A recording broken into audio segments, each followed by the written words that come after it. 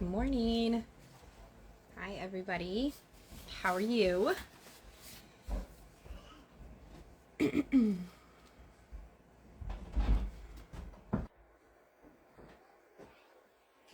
Morning. Hi, Megan. So, how are you guys this morning? Have you gotten up? Have you done your chores yet? Um, have you started anything exciting this morning? Or are you like me, still just drinking coffee and haven't really done anything yet? All right, I'm gonna go ahead and accept Megan. I'm gonna go see if this works. Hi, guys. I am not very good at being technological. Nope, there it works. It's going through. Good morning. Good Hi, morning. how are you? Good. How are you? Good, good. So I'm going to give everyone a kind of a heads up of the chat.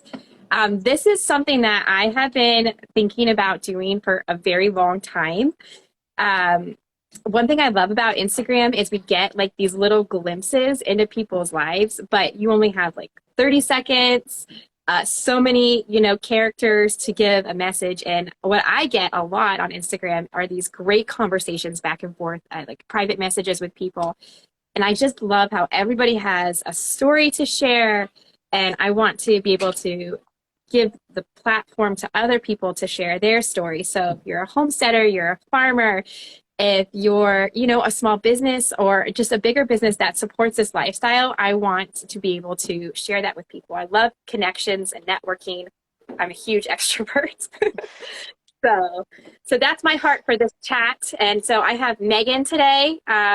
Megan is very special to me because she is not only somebody who I chat with on Instagram, but she's also my husband's cousin. So I get to know her in real life, and it's so cool. So Megan has a beautiful story that I hope to let her share. So I'm going to go ahead and just turn it over to you, Megan. Oh, and then at the end, we're going to leave like maybe 5 minutes for questions too. If you have questions, so go ahead and write them, and we will try to get to them in a little bit. So, all right, go ahead, Megan. Awesome. Well, Mackenzie, thank you so much for even doing this. I think it's really cool. Can you hear me okay? Is sound Yeah, okay? yeah. And if Okay. you hear stuff upstairs, I'm sorry, it's my family. They're trying. Um, yeah, so I'm excited to be on here. Just a little bit about me. Um, so my name is Megan. I will be 30 here in just a couple of months. And I'm excited about it. I live in West Virginia with my husband. We've been married for 5 years, and we have a 2-year-old son. And we just live in a little cottage in the middle of the suburbs, and just trying to do some bit of homesteading in our backyard and in our home.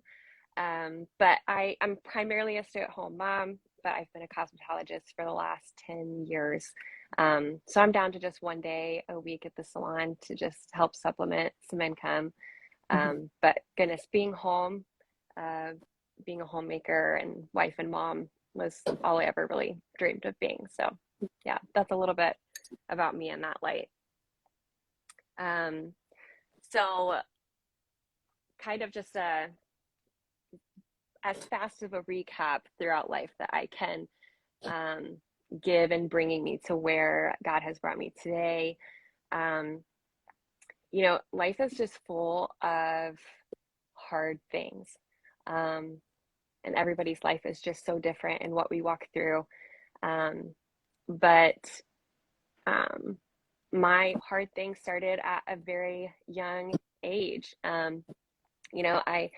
If I take myself back as a little girl, I just goodness, full of innocence, but just full of light. And I loved everything about nature. I loved being outside.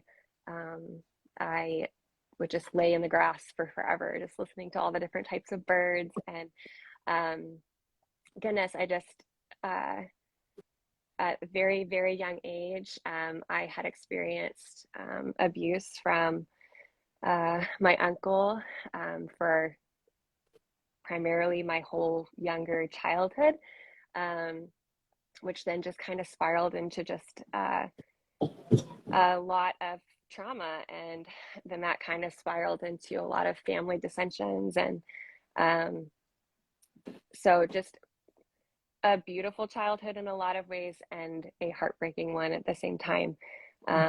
Just a lot of trauma to walk through in life. And then I, as a young adult, got married to my childhood best friend. It was my first marriage. Um, and just would have never imagined walking through what I did in the 3 years of that marriage. He was extremely abusive, um, and also had cheated on me in a myriad of ways with a myriad of people over those 3 years. And I became very suicidal. I was in a very, very dark place. Um, at that time, I lived in Colorado and was just totally away from family. Um, I had my church community and a couple of friends, but essentially just everything that I was walking through in that point in time was very much a secret. Yeah. And so just locked in so much darkness. And thankfully, God just kind of sheltered me through that time. And even specifically one moment that I was just done. I was ready to just go. And goodness, I'm just thankful to be here. Um, We're thankful too. Thanks. We're thankful too. So from that point, after 3 years of walking through that abuse, you know, I was just remember just being in my car and just screaming out to God, just out of just utter desperation, and him just reminding me that he would still use me, and he could still use me, and that he loved me, and from then moved back to West Virginia. Ended up getting a divorce, and just walking through a couple of really dark years post that. That was just an explosion of trauma to walk through in general. You know, when you finally get out of something like that, that's when I feel like things just start to you just start to really realize what you went through, and how much there is to work through. And my health plummeted.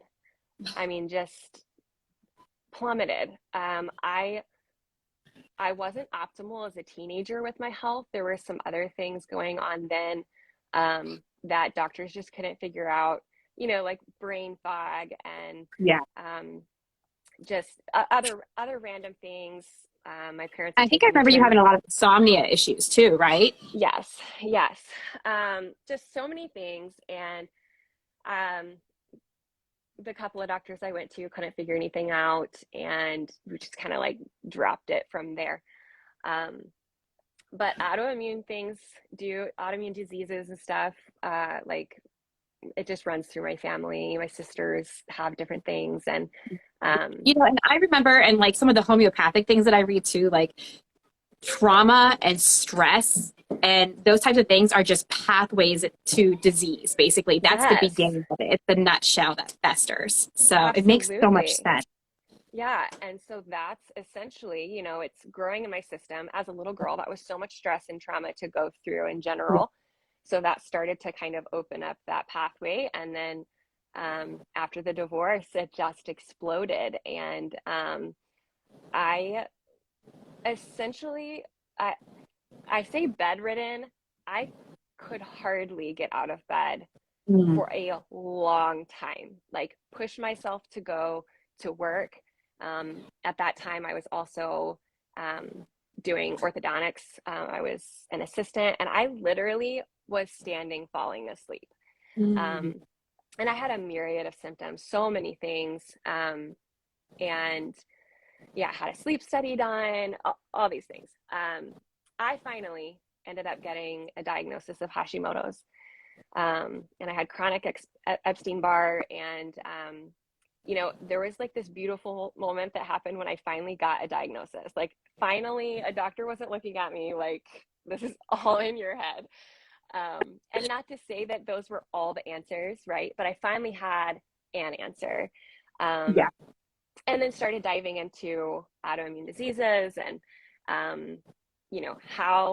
how can I manage this? And Right. uh, what's funny is I have two sisters that were already on the road to healing, and they had already, um, in my mind, they were crazy. Like they were all organic. They were doing things that I was like, "What are you doing?" Um, and I just honestly, I just thought they were crazy. And I'm like, kudos to you guys for having such a radical way of living your life and making all your food and all this stuff. I'm like, but I could never do that unless I had like a good reason to. Like if I Right. was like really, if I was really sick, which at this time I was feeling awful, but because I didn't have an answer of anything, I'm like, I have no reason to make these changes. Well, would you know, the next week that I made that comment, I got my diagnosis of Hashimoto's, of course. But from there, thankfully, I had my sisters all of a sudden who had Yeah.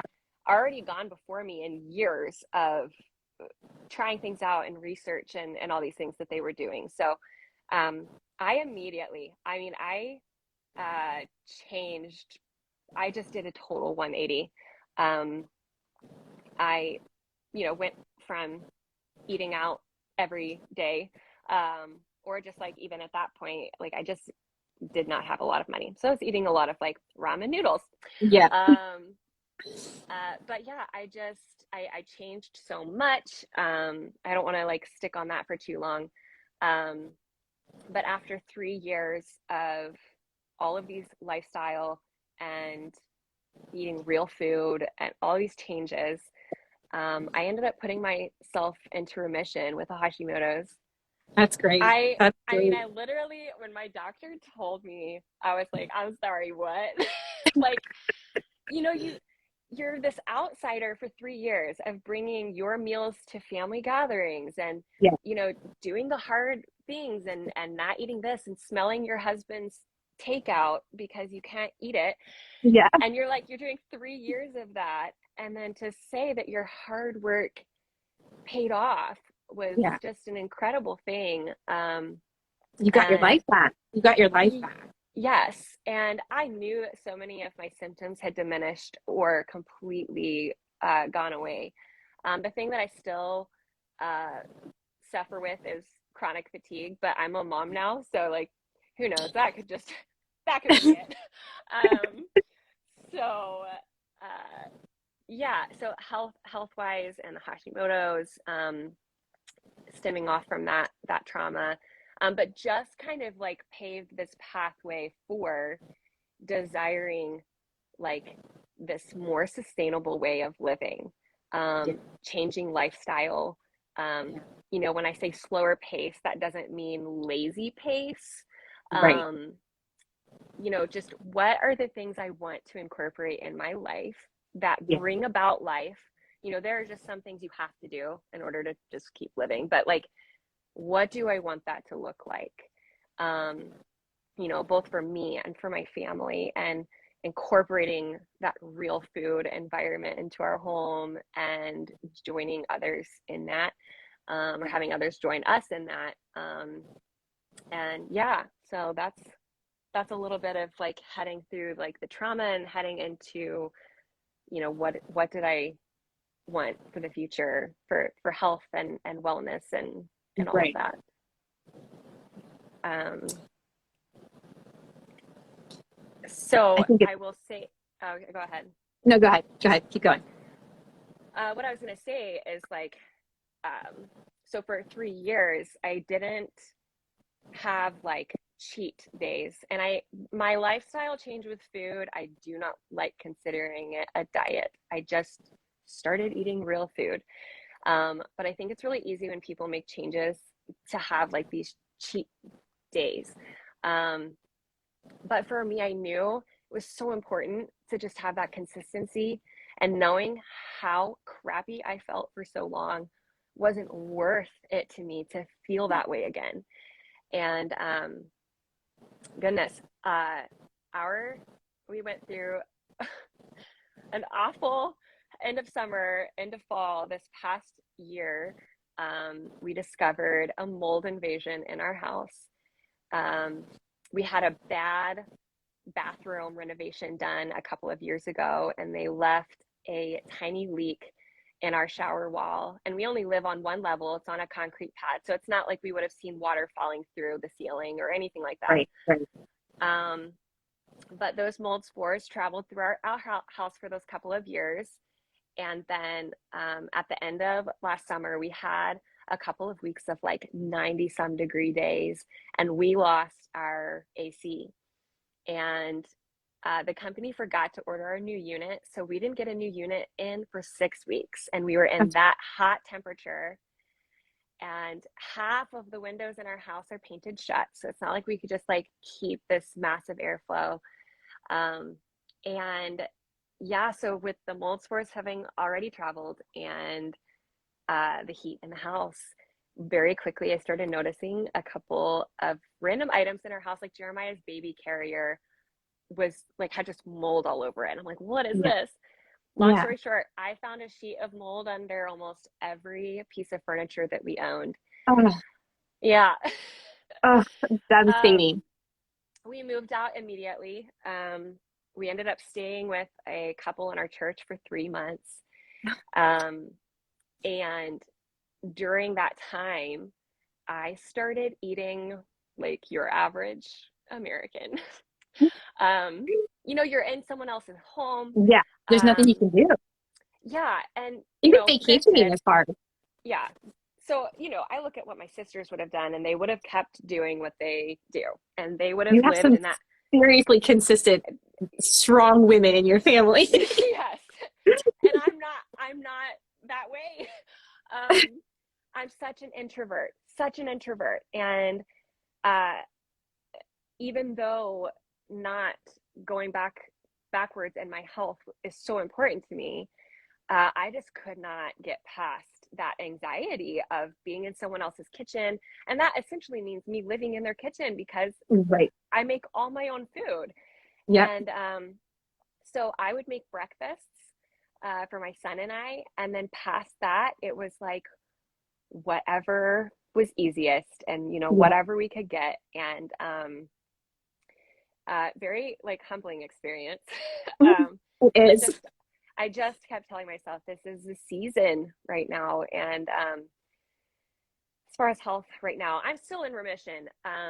But I have not had a time in a long time that I could say that I felt like I was um, having what is the word that I always call it? A flare. Oh, yeah. It's been a Mhm. long time since I could say that I felt like I was flaring up, and here lately, I feel like I'm flaring up a little bit. I've been noticing it. Yeah. Yeah, so that just brings you back to just okay, like what I have been doing has been going great the last few years, and then we're home now these last couple Yeah. of months, settling back in, doing what I can to maintain and lower stress and eat well, nourish myself. Um, so that's where I am right now with that. You have been through so much, like so much, but it's one of those things that, like you said, like you look back on all of it and you can see God in your life, and He's always working in the unseen. And Yeah, what a blessing, to yeah, come out of the darkness into the light and to see it. And you are a joy. That is one thing I love about you. You are joy. You are light, and thank I you. just appreciate you and what you exude and what you're doing now in your home. It's so exciting to see you just try new things, and Yeah, that's one thing. So I wish I would have actually documented our homesteading journey back when we were starting, but I was too afraid to because I didn't think anybody would want to know about yeah, it or see it, or I didn't know what I yeah. was doing. But now, had I done that, you could have seen the years progression, Yes. just And like where that's, you're starting. I just started this Instagram this past like I don't know, May or June. June, I think. I don't remember. Um and yeah, I've always loved writing for one. I love writing. I've always loved taking pictures. I'm not a photographer. But yeah, I kind of look at this as like my little blog spot. And Yeah, yes, I love for others to join in that. I want people to see the mistakes or the flops or the joys and the wins or the possibilities and all of that. But even just me scrolling back yesterday and just kind of looking through, it's just so cool to see, a start of like of nothing, and Yeah. then all the different things that took place. Like, goodness, my garden, which was a flop. I failed at gardening last year because we essentially we live in the suburbs and our house kind of sits in the middle of this bowl, and so we get the water runoff from everybody. um, and so I built this. To me, it's beautiful. We had a couple of limbs fall last year and cut them up, and I built my garden fencing around these limbs that I put Mhm. together. Um, so that was a win, but the actual gardening part, not so much. I had planted my seeds and germination took place with almost everything, and I was so excited. And then we had your typical spring rains, and it just swamped everything out. And I'm like, this is good. Look at my failure, everyone. um, so, there are obviously things we can do heading into the future, and just trying to be financially wise with what we do first and when we do it, drains and all of that. But I do need raised beds. So at some point financially, whenever we can figure that out, that will be, the route that I go for figuring out gardening. Or just, I love the, with homesteading, or the idea of homesteading and starting out, or anytime, obviously, you want to be as resourceful as you can be. Mhm. And I love the creativity that it takes to like figure Yes. some of these things out. And I forget where, like, who said it, but it was just like, like, sometimes starting out, you don't start with the prettiest thing. Like, Mhm. you have this dream chicken coop. Well, maybe you just start with the ugliest thing that didn't cost any money or hardly anything. And so I Mhm. mean, I have this old playhouse that I turned into a hen house, or finding my rabbit hutch for free For on free. I Facebook know. Well, Marketplace. that's even like I have all this mulch, right? For my garden, I have all this mulch. And I need in my cottage area some dyed mulch, I think, to make it look better. So now I'm thinking, how can I dye mulch? Because I have an excess of this. And how can I take this that I Yeah, have and do it for free? I'm literally right. going to be Googling that today. If anybody has any ideas on how to dye mulch, let me know. But I like you love said, it. I love the creativity. The challenge that Yeah, comes with it is so fun and it's empowering. I can't say it. yeah. Uh, to go ahead and try something. And so you're basically doing this on your own too, because your husband doesn't really love homesteading, right? No. Um, so it's a joke we make all the time. He, uh, it's my thing, and so when I first, like the gardening thing, like we didn't even really have to discuss that whole thing. It was, yeah, have a garden. Yeah. But then I wanted rabbits, and specifically Holland lops, and he was just like, I mean, you can get rabbits, but I'm not taking care of them. I'm like, okay. So I get the rabbits, and then I live in city limits, so um, by the city law, you can only have four hens, no rooster, but only by permit. And so I was like looking into all that, and he's like, "You can have chickens, but again, they're not mine. Like I'm not taking care of them."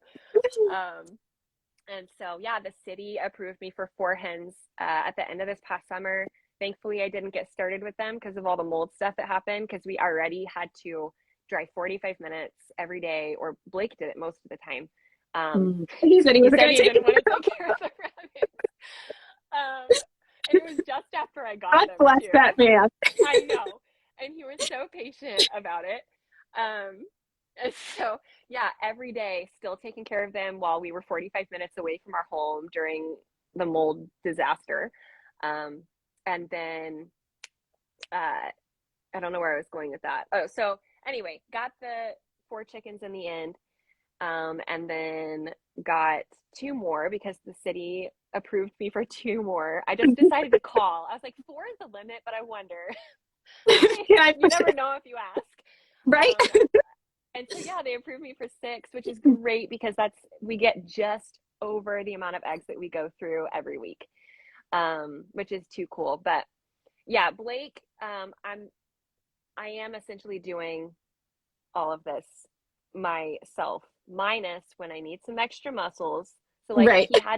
he and my brother helped move the playhouse on top of the stand I have it on for the chicken coop, or um, my first attempt at putting up a garden fence, he was helping me with the fencing, Mhm. whatever, but it's Mhm. not his thing. But Right. what's really helpful, I I try to have Jeremiah, our 2-year old, out with me as much as I can. Um, Mhm. but we live on a really busy street. And Mhm. so if I'm going from like front to back and all of that, it's just not safe. Right. And so if I can consistently stay in the backyard for whatever I need to do, I can constantly look at him and make sure he's not running through the gate door. Um, but so it's helpful because Blake is such a hands-on dad. Um, so he'll hang out with him for a couple of hours while I go mulch the chicken coop or, Mhm. do whatever. Like Right. he's in here with him when I'm doing the chores in the morning and locking everybody up at night and all of that. Yeah. So Yeah. it And works out. as a mom too, I think those are really sweet moments when you're able to walk away from the house.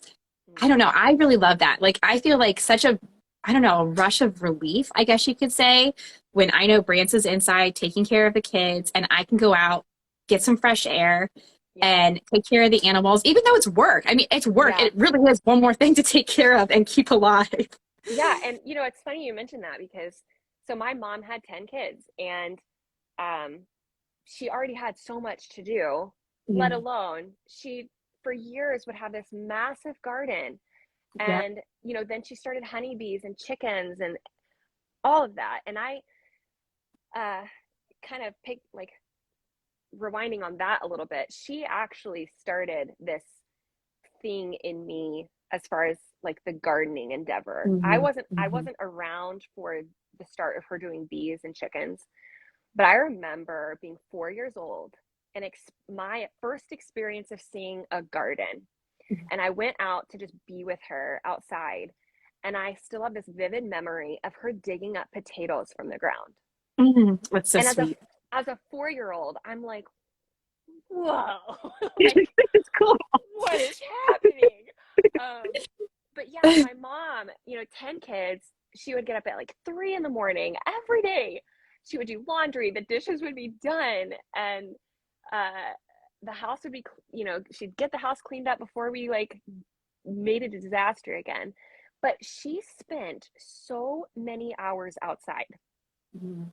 so many hours tending to her garden, doing all the things, working on her landscaping. And now, like, I get that.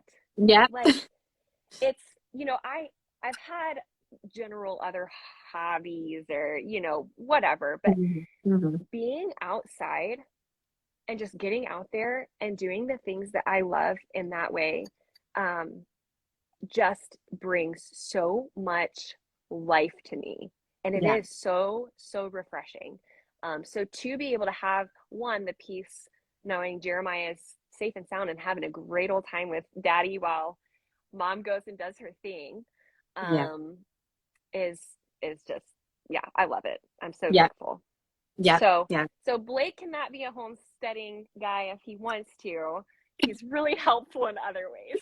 So I always joke that he would be an awesome stay-at-home dad because he's so organized and he does the things that I don't like. I dishes, man. Mackenzie, dishes. Dishes. I get And it. I do them, but Blake is like not bothered by it. Like Right. he's like, "Oh, dishes need done, okay." And I'm You like, just do it. My light keeps "Okay." turning off.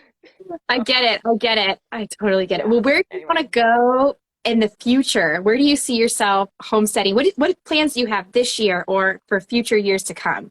yeah. Okay. So this year, Um, so obviously I just got the chickens. You guys can read my post. It's literally the post that you see at my chicken coop in. Um, I did the thing that you're not supposed to do as a homesteader or a farmer, anyone getting animals, and not having a place for them to live before you get them. And Talk about anxiety.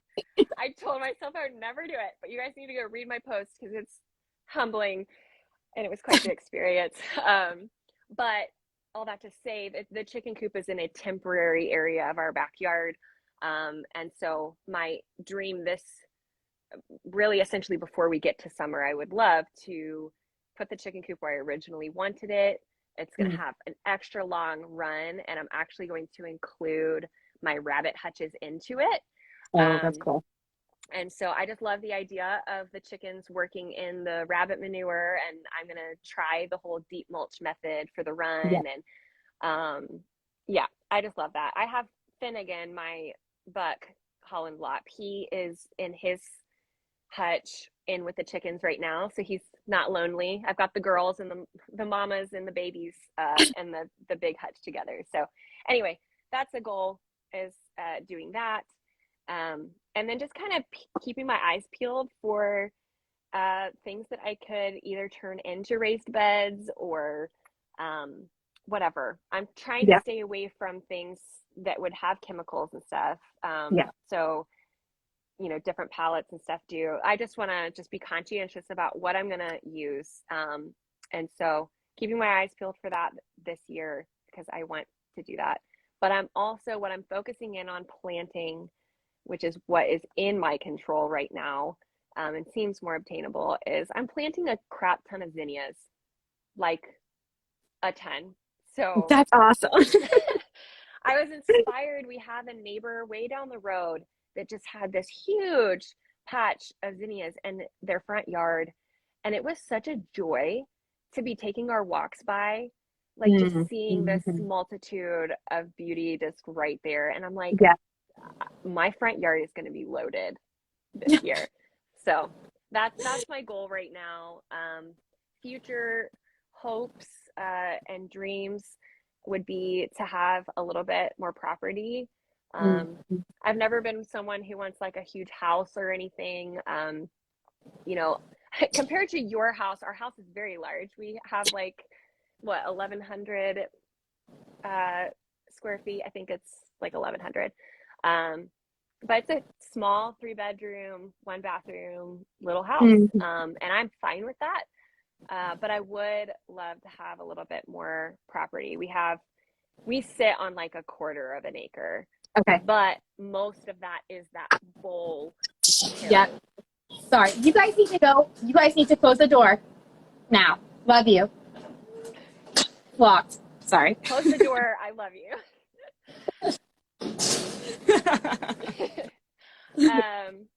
So yeah, we're in that bowl, so it takes up quite a bit of that. But I'm a firm believer in using what God has given you and trying to be content in that and using it to its full potential. And I'm not even there yet, right? I can still garden in this yard when I figure out the raised bed situation. I can, you know, I just started with the chickens and the rabbits and all that. You know what I mean? There's a lot of learning going on.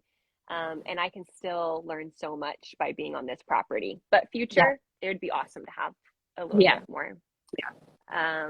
And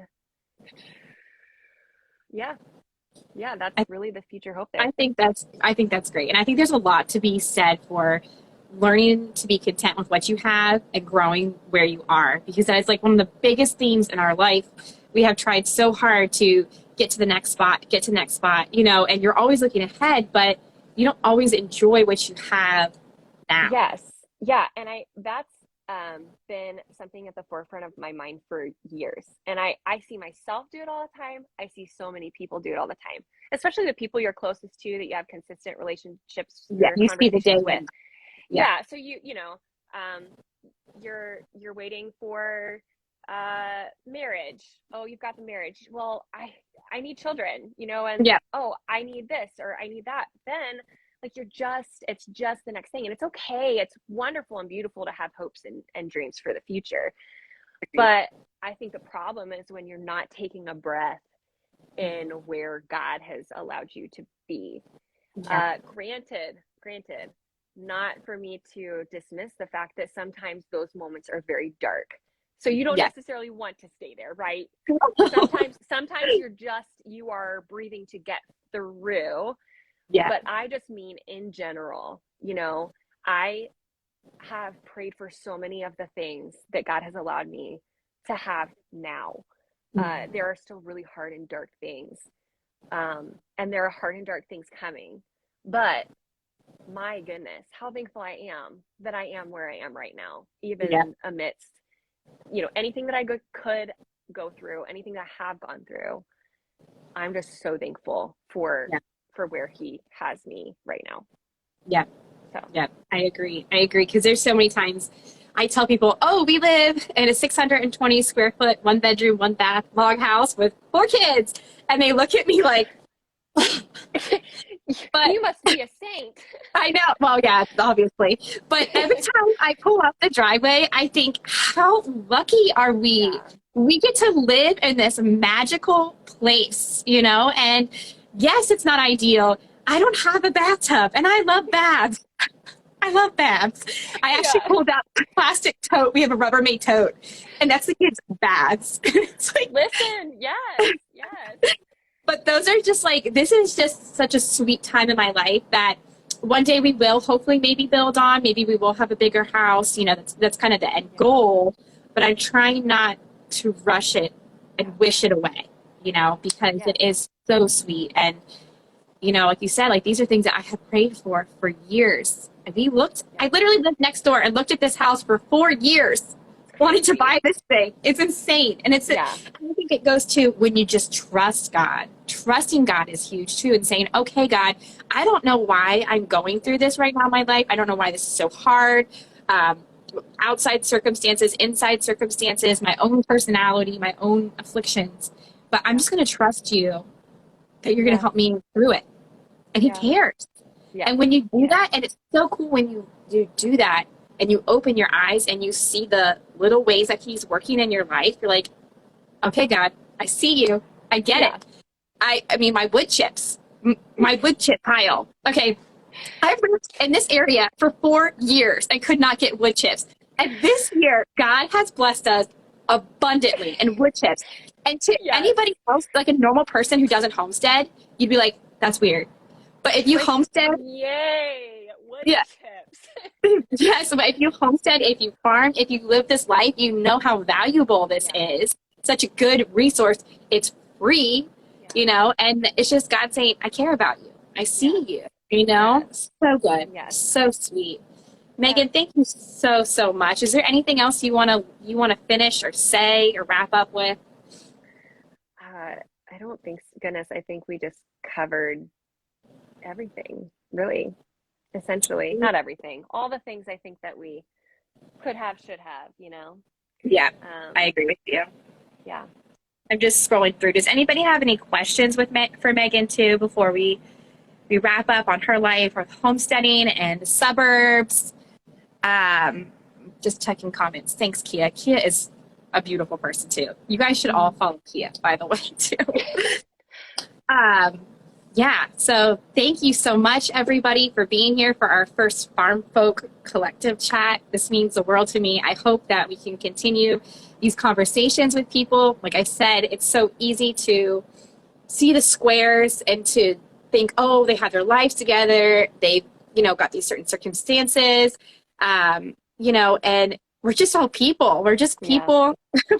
We're so broken, like I try so hard to share like some realities of my life, because it is easy to share the highlights. Nobody wants to focus on the super, super negative stuff. Yeah. But, I don't know, we live in a very divided time right now too, so it's very easy to see people's titles, and to just dismiss them, but we all belong to this collective human race, so it's so sweet. So I'm going to go ahead and save this. Everyone pray that this saves because the last live I did, it didn't save.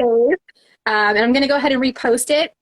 If anybody's super techie, I would love to turn this maybe into a podcast or something like that, like take the audio off of it. Thanks. Thanks, Katie. I saw that. We love you too, Ah, Katie. love you.